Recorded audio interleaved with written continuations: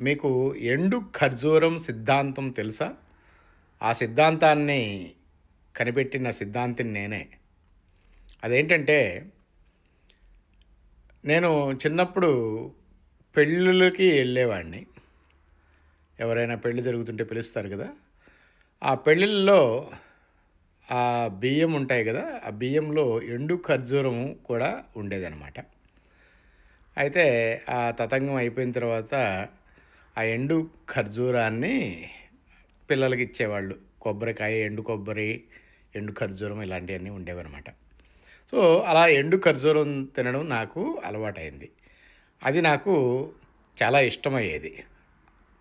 అయితే పెద్దయిన తర్వాత ఇప్పుడు నేను ఏ ఖర్జూరం కావాలన్నా కొనుక్కొని తినొచ్చు కదా! కానీ బై డిఫాల్ట్ ఎండు ఖర్జూరం కొనుక్కోవడానికే నేను వెతుకుతున్నాను. అంటే మనకి ఏది పరిచయం అవుతుందో, ఏది అలవాటవుతుందో, మనకి ఏది తెలుస్తుందో దాని వైపే మన ప్రిఫరెన్స్ వెళ్తుందనమాట. దాన్ని అన్‌కాన్షియస్ బయాస్ అంటారు. అప్పట్లో ఎండు ఖర్జూరం కాకుండా బాగా జ్యూసీగా ఉండే డేట్స్ తినేదానికి నాకు అవకాశం లేదు. కాబట్టి దొరికినవి తిన్నాను. మనం జీవితాల్లో కూడా అంతే. మనకి తెలిసిన వాటితోటి, మనకి తెలిసిన వాళ్ళతోటి మాత్రమే జీవించడానికి ఎప్పుడూ ఎదురు చూస్తుంటాం.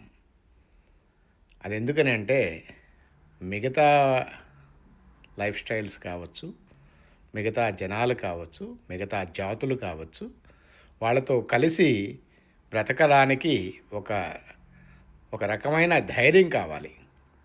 ఆ ధైర్యాన్ని తెచ్చుకొని ఎప్పుడూ ఎండు ఖర్జూరం ఏం తింటాము, ఒక్కొక్కసారి వెళ్ళి మంచి జ్యూసీ మెడ్యూల్ డేట్స్ కూడా కొని తింటే దాంట్లో మజా ఏంటి అనేది తెలుస్తుంది కదా!